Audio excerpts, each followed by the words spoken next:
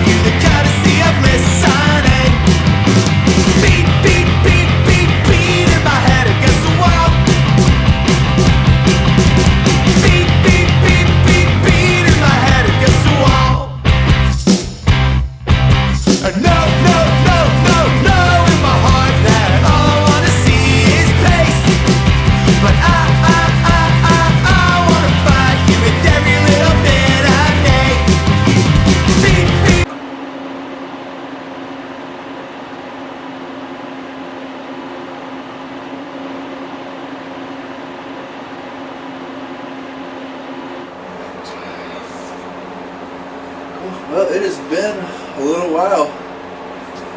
It is, what's today? Today is May 9th, 2023. This is a somewhat new germination station that I built. I originally had it behind the camera. It was much smaller, and it was one that I've used for years. And it was always like just big enough where it would just get filled up, and there's just too many plants on it, and maybe I really want to grow a little bit more, so I try to figure out ways. Anyway, built this thing, which was really stable, but now it's wiggling a little bit, so I might need to do something about that. But it's been great. I got a second light in there. Been able to get a lot of things ready for the garden. Now I've finished the garden beds as well, which we'll go out there in a second. Really happy with those. And I've also done this kind of unique method that I'm hoping is going to turn out great for the tomatoes. All the tomatoes are planted except for which most of them I've started down here, except for one San Marzano that I picked up from the nursery yesterday. So we're going to plant that. We're going to string up the tomatoes, which you'll see that in a second, and then probably get the remainder of the peppers in there. So it's a big garden day. So yeah, I'm not sure the last time I've done anything with filming with this garden. I might have done a little bit when the soil first was delivered, and I know I filmed part of the process of building these, but they are in position.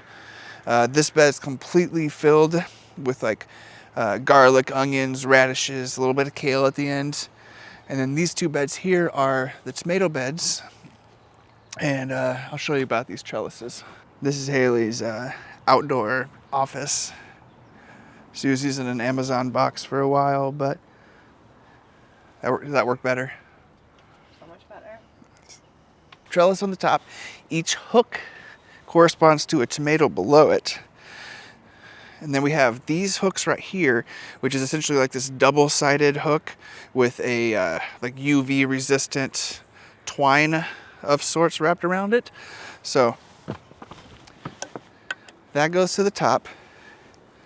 The twine goes down. We won't set it up fully right now, but it wraps around the tomato. The tomato climbs the vine.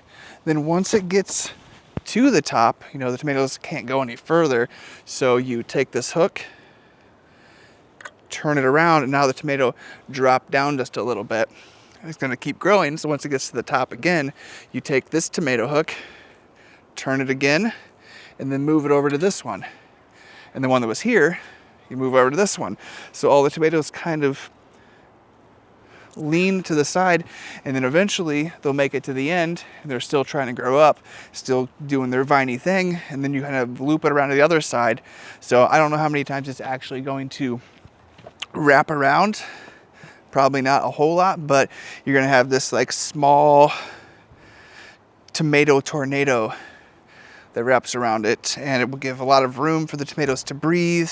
There won't be like this bushy thing that might get moldy and infection, just like tomatoes often do. So in theory, it's going to work really well. All right, this San Marzano is the only store-bought one.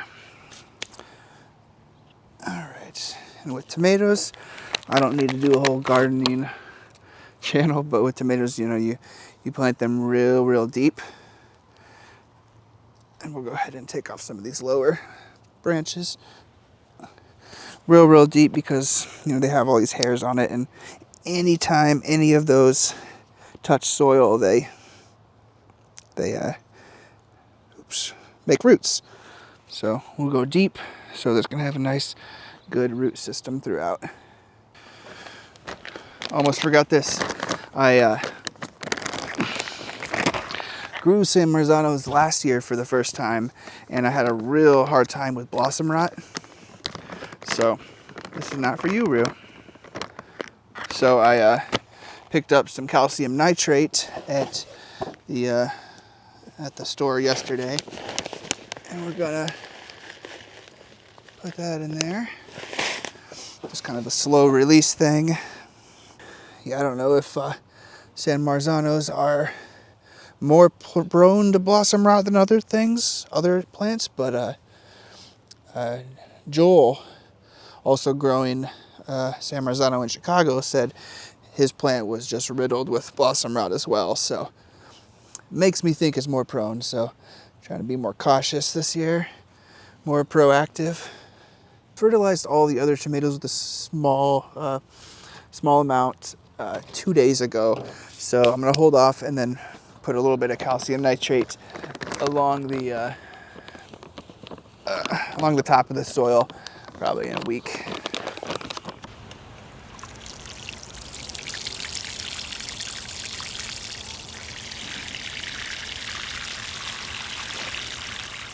So there's probably a couple different ways to get the string to attach to the plant. One of them would be actually planting the string underneath the plant before you start.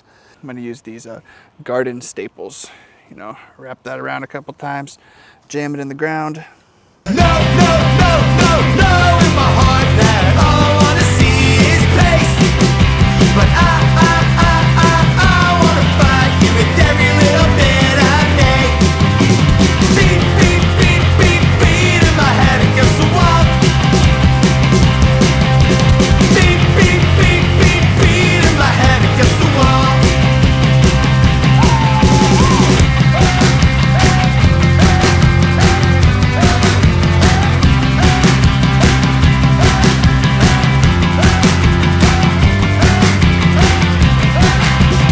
10 tomatoes trellised, 5 to go, and kind of learned some tricks and some good methods here. So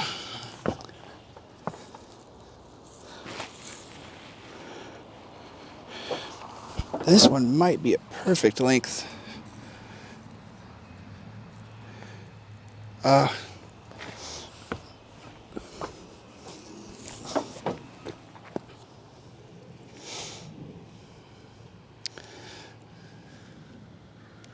It's about 2 inches too short. and then it's too long when you adjust the hook. So I've just taken this landscape staple and essentially just wrap it around. Take it and lightly wrap it around. There we go. So far it's been going well. I did break one branch on one over there, but for the most part, this one might be the biggest one so far. I have a map of the garden, which I can show in a little bit, but this one right here is it's a super sweet cherry tomato. I don't know if the cherry tomatoes should be trellised the same as the others, but I'm not going to do any sort of thinning back on the plant, any sort of pruning, because I think, you know, with other tomatoes you want to like remove the suckers and just kind of keep it like a smaller plant, just keep the important branches out. But with cherry tomatoes, everything that grows out will produce tomatoes. So I got 2 cherry tomatoes on opposite sides of this, so hopefully they can get bushy and they won't mess up other things that are close to it. This one is looking a little bit sadder than the others. Not sure why. It will probably come back. You know, I have to look at my map, but I'm not sure exactly which one this is. But sometimes there's just those varieties that's they just look sad. And that's just the way they are.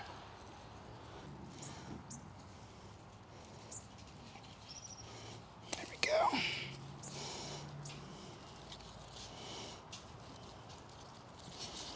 Okay, so here's what I just brought up from downstairs. I got some tomatoes, some other stuff, a lot of basil, here's some kale. Mostly peppers in here, if not all peppers. Now the thing is, I kept a map of what everything was, but then there was a couple times where I had to rearrange and move because they were getting too big next to each other. So yeah, I know this one goes with this one here. This one goes with this one, but you know, it's supposed to be Jay's Peach, and then 2 Santa Fe's, but I only have 2 there, so yeah, so unfortunately, I'm gonna have to plant these and just kind of guess on some of them. Okay, so I think the plan is to plant 10 peppers in here.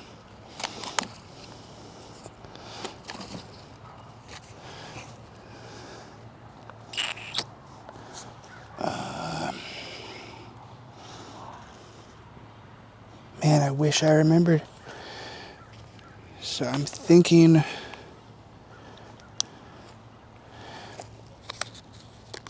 I need to label them individually next year. Okay, cool. Some of them I did. So heatless hob, which is not in the right spot. Okay. I know these 2 are the purple long dogs. So we'll do purple long dog. Purple long dog. Now I know there's 2 heatless habaneros.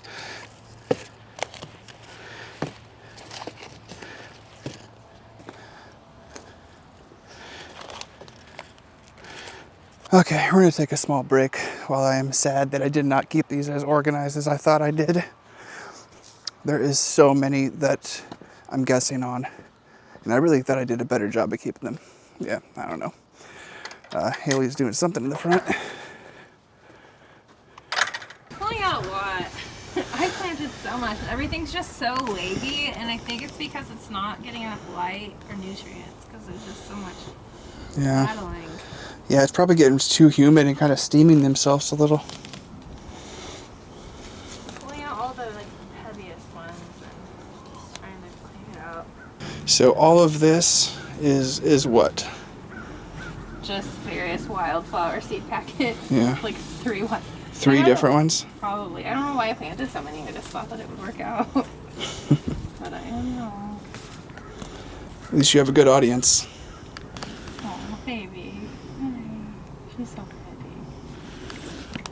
You're so pretty.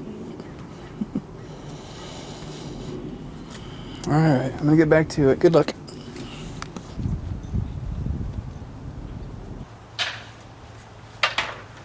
what you got to do to sniff flowers. We got a nice ladder like 4 months ago, but ended up bringing it to Bridge City because there's so much construction stuff to do there, and it's still there. All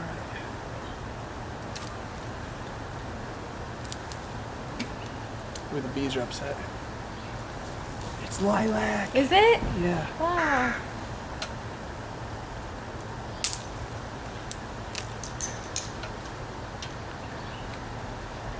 I've always wanted a lilac tree.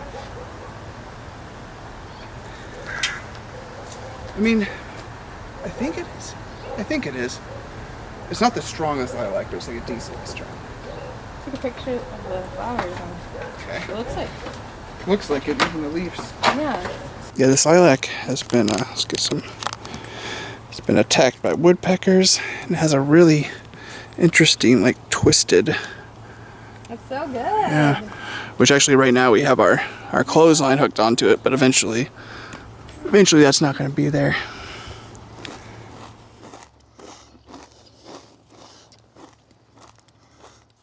Okay, so we are pretty much planted. Bunch of peppers, bunch of other things, all the peppers, all the tomatoes. Feels pretty good. It's kind of right on that line. Like, I don't think it's too early. I think everything is gonna be okay. I did plant the peppers a few weeks early last year, which stunted them. They ended up doing fine, but definitely was a little bit of a stunt. All right, so I'm gonna go ahead and clean up and give some of these newly planted plants some water, and then just stand back and admire my work. Feels real good.